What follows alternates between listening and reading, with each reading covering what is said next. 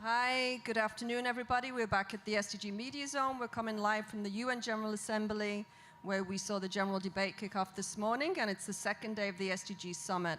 It's my pleasure to introduce the next panel, who are going to look at social impact and gender, and I'm going to hand over to my colleague, Janine, at UN Women. Thank you. Hi, everyone. It's a pleasure to be here, and it's a pleasure to be on stage with three amazing women who I look forward to introducing. But first of all, let's dive right in. We're announcing the launch today of In Bloom, a series of 5 short films that are looking at the complex gender issues from around the world. It's a female-led process with female filmmakers from Nigeria, Kenya, India, US, and Brazil, with the goal to bring in new voices, tackle gender stereotypes, and untangle some of the gender myths. Without any further ado, I'm happy to move over to the trailer that we're going to see for the next 90 seconds. 1, 2, 3. Eu costumava contar antes de saltar. Esse era o meu jeito de conter todo o medo dentro de mim. Eu nunca me senti tão livre. Hey! Help! I'm TC. I don't need nobody's help to run my own life. I got the world up on my shoulders and it's all mine. Who wants some rainbow? Me! Mona! Hit the game, don't hit the player. Making moves, I'll see you later. Hustling, making that paper. Lost a friend and gained a hater. Do you know where babies come from? Mona আমি কি করেছি এমন বোকাদের মতো ব্যবহার করো না I want you to supervise things when I'm not there. Mona Kwani mimi sikukulea vizuri? Sasa ukimwi umepata wapi?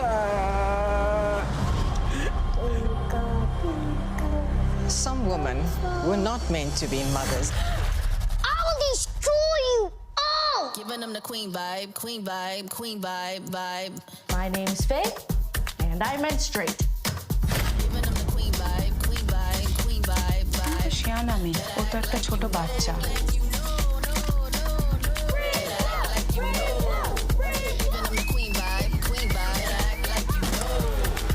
Giving them the queen vibe, queen vibe. Launching on Paramount Plus in 2024. I'm very excited to see all of them. This is a campaign by the MTV Foundation, and I'm very happy to have with us today from the MTV Staying Alive Foundation, Senior Vice President of Social Responsibility at Paramount Global and Executive Director of the MTV Staying Alive Foundation, Georgia. You founded the foundation in 1998, and you have been serving as its Executive Director since 2007. What a journey. MTV Staying Alive is a global leader in creating youth-focused behavior change media, and it's telling stories to save lives and creating moments with purpose to improve young people's health and well-being and globally. Welcome to the panel. Thank you very much. And the good news is I leave on Thursday, so you won't need to say that very long title ever again. And you can tell us a little bit more about that. And I also want to come back to your journey and what inspired you almost 25 years ago to create the foundation and now to focus on gender specifically. In the middle, we have Tope Oshin. She is a multiple award-winning filmmaker who's developed, written, directed, and produced some of Nigeria's most prominent film and TV content. She's a big advocate of the power of mass culture to affect and change mindsets. And that's very evident in her work also with the MTV Staying Alive Foundation. She also works with the BBC, the Ladima Academy, and is on board of the UN Life, the Museum for the United Nations. She's the creative lead for Bloom and describes herself ultimately as a film artist dedicated to changing the world one frame at a time. And I really, really want to come back to that later. Welcome so much to the panel, Tope. Thank you. Happy to be here. We have also with us Nicole. She's an award-winning filmmaker based in New York City. Her films have been released on Netflix, Sundance Channel, Vice, and nationwide in US movie theaters. She also works with the prestigious US State Department's ECA's Film Diplomacy Program and investigates the intersection of identity and culture in projects spanning from queer mosques to eco-communes and from zombies to period parties. And I can't wait to hear more about that. Welcome to the panel, Nicole. Thanks. Hi. Good. Before we go into this, I just want to take a quick moment and really thank our panel for being here. We're at the, we have the United Nations headquarters to the left. We have decision makers, global leader, and they're coming together. And we're so grateful that people like you from the outside world are coming and giving us all the help that we need. We launched just very recently the Gender Snapshot 2023 that tells us all the things that are currently not going as they should with SDG 5 to Sustainable Development Goal number 5, which is the one on gender equality. And we really, really appreciate working with people from all walks of life to come together and accelerate the progress, which is something we so urgently need to do. And that's what I want to really talk to you about for the next 15 minutes or so, is how you see your work supporting that, how you see your work helping achieve us the Sustainable Development Goals. No sustainable development goal can be achieved without achieving gender equality. So I want to talk a little bit more about that. Georgia, when you founded the MTV Staying Alive Foundation 25 years ago, and then you now created In Bloom, what motivated you to now really design this campaign focused on gender equality, and why did you choose to come here and bring it here today and talk about it at the United Nations headquarters during this SDG Summit and General Assembly? Well, thank you very much. When I started 25 years ago, the world was quite a different place. Things like corporate social and responsibility had never been said, as strong as three words together, and social impact content had not really been invented. And certainly gender equality, I think, was seen as a dirty word. The work that we started off doing was very firmly focused and siloed in HIV prevention. But at the time, it was the biggest killer of young people around the world. As MTV Staying Alive has continued and we create content for young people around the world, but particularly across Africa and India, and we do everything from documentaries and 30-second PSAs and social medias and scripted dramas. Tope and I first worked together with MTV Sugar in Nigeria, which is a scripted drama. But when we started doing all of that work, we realized that, first of all, HIV shouldn't be seen in silo. So we expanded our content to include reproductive health, gender-based violence, mental health, TB, substance abuse. But in every single one of those topics, what you find is everything intersects with gender. And women are the people most likely to be most impacted by any of those issues. And so for us, as we look forward to our next 25 years, it makes sense that we firmly embed our roots within gender. And I think as well, we've always been a behavior change organization. I don't really love those words. I don't really like telling someone to change their behavior. But we moved into demand generation, particularly around innovations in HIV and reproductive health. But the other thing that we're really looking at now is about how to shift social norms. And shifting social norms and behavior change work hand in hand together, and it's a bit of a chicken and egg. But you have to tackle both. And I think the other really important thing is about making sure that we work with the norm holders. So working not just with young people, but working with parents, working with faith leaders, working with teachers and nurses and doctors, because we're never going to change we can change someone's behavior. We can inspire a young woman to want to stay in education, to have ambition and vision. But if their father is going to marry them off to the landlord, then they've got no opportunity to break out of that box. Thank you for those very insightful words. Tope, you're changing the world one frame at a time. And tell us a little bit, what role can film, can mass media overall play in changing the world? Why is it important? Why is it an important channel, medium for advancing gender equality, and how do you see your work in this light? Yeah, so first of all, to note that advocacy is hard. It is hard work. Nobody wants to be preached at. Nobody wants to be told what to do. And this is what we do. This is what we're trying to do to make the world a better place. And what is, a better way to do it than to wrap it up in something that people enjoy doing? and that is mass media, and that's the power of mass media, which I believe is one of the greatest tools that we have as advocates, you know, as people working with the SDGs, as people working to try to make the world a better place. How do we put these messages, how do we put these issues within our films, within short content, within, you know, whatever it is that people like to watch or do? With MTV Sugar, we, in the past few years, have tried to do some more on social media. During COVID, you know, we looked at making the content shorter that people can scroll and see on social media. This is part of what we're trying to do. If you enjoy watching this content, you will be able to imbibe whatever messages we're putting in there. We're not just preaching at you, we're giving you content to enjoy and content to make you think. This is the power of In Bloom and what we're doing with it. We are addressing SDG 5, gender equality. Gender equality is really rooted in humanity. It's not about being a woman. You know, if you're not a woman, if you don't identify as a woman, you have a woman in your life somehow. You know, you were born by a woman, or you have a sister or a friend or someone you care about, you know, needs to be spoken for, and that is your involvement. We are filmmakers, we are content makers. This is what we do, and this is what we are trying to do with our work to pass this message along. There's great intersectionality, like Georgia mentioned, when you're talking about gender equality.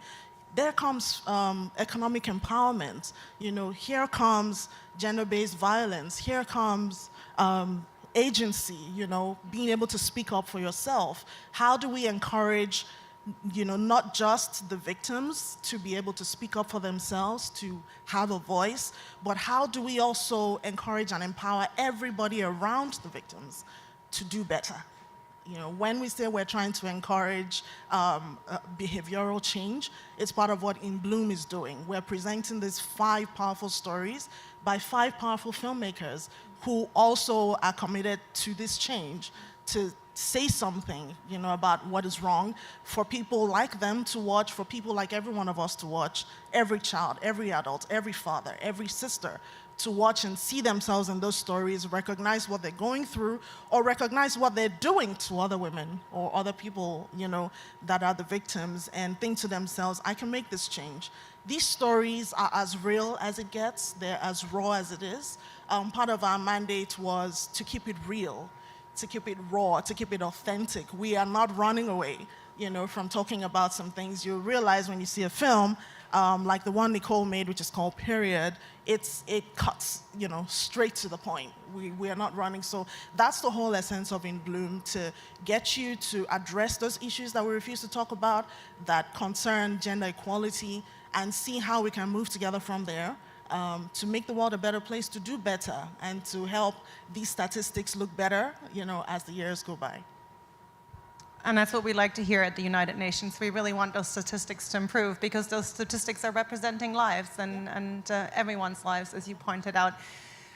Keeping it real, I'm moving over to Nicole. Nicole, you're a writer, and then also on Bloom, you have given a lot of thought on how to change perspectives on gender equity, and I think you're leading on the film that is focused on period poverty. So you're taking an issue that's been largely held out of the spotlight, and you're putting it right into the spotlight. And I just want to talk to you a little bit more about what motivated this thought process. What do you hope to achieve? Why is this an issue that we really need to put in the spotlight? Thank you, and thank you to you all for having me, and to these lovely women for having me a part of the team. Yeah, so my film's about menstruation, which we should all feel comfortable saying, menstruation. And I think that is indeed something we're not talking about often enough, but a huge portion of the population menstruates. It's just a natural bodily function.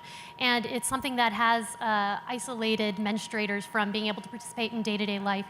I think it's 50% of teens 14 to 21 have had menstruation prevent them from going to school an entire day, like an entire day. An entire day. School, we're caring about school and promoting education. We have to talk about, like, what are the things getting in the way of that?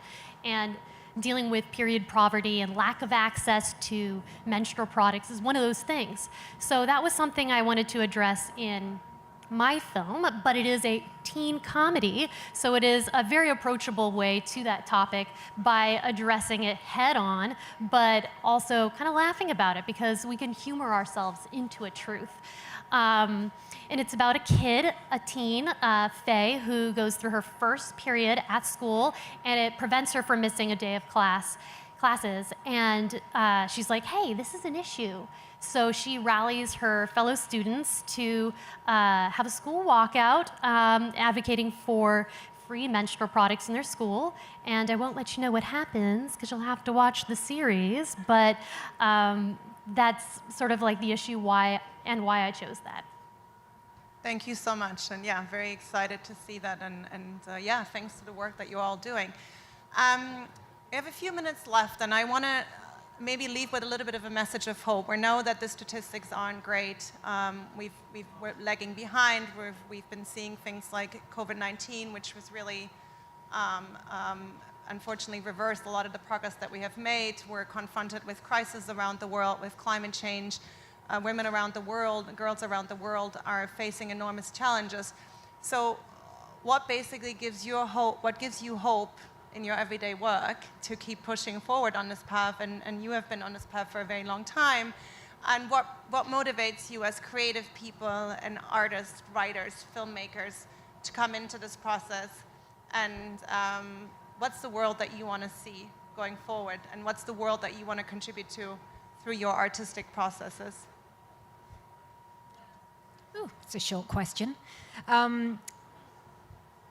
I would say one of the things that gives me hope is that the In Bloom production was crewed by 80% women. And it wasn't just the lower jobs, it was the top jobs. And I think that, you know, what I have seen over the years, I've seen these things change, substantially change. For MTV Sugar Niger Series 5, which we've just produced, we had a female-led production company. Actually, we did for Series 4 as well with Tope. But actually, so many of our crew are female. And where we couldn't find, for example, a female editor, then what we said with MTV Sugar Niger is our number 2 has to be female. And the editor has to train that female up because we will not hire that male editor for the next production. And I see there are large cracks in the floor that we are able to reach through. And I think things have changed over the last 25 years. There is so much work to be done on so many issues, and I think, you know, when we look at the SDGs and we look at what climate is doing and how that is going to impact women, it can make you heavy-hearted, but I also think that when we see leadership roles being taken up by women and we reach into the deepest, darkest crevices and we pull other women up, and it doesn't have to be another woman pulling another woman up, we have many male allies as well. So that definitely gives me hope. Wonderful. Tope, over to you. Yeah, so for me, it's, you know, it's a mix of two things. One, there's the blessing of feedback. From all of this work that I talked about that we do, incorporating all these messages in our films and in our content. And the blessing for us is getting that feedback. When you release a movie, when you release the series, then the audience comes back and says, hey, this is exactly what happened to me, or this is what's going on with me, or oh my goodness, you just saved my life. Then you know you're making that impact. That is, you know, what I look forward to, not the money, not anything else, but to know that it's working. There are those people out there who are responding to it. One of the great things also about MTV Sugar, working on that, is also that live feedback we get from putting it out on YouTube. You get it right there as you release each episode. You're getting people talking and saying how this is helping them and educating them and helping to change their mindsets. That's part of what we get back from that, from putting that out there. Then on my side, working as a female filmmaker, when I started out as a director over a decade ago, there were very, very few of us directors as females. And in 2014, I set out to make a documentary about the very few female directors working in Nigeria who were very much under 20 in number. Today, we have hundreds of us. 2014 till now is not very long, but guess what changed?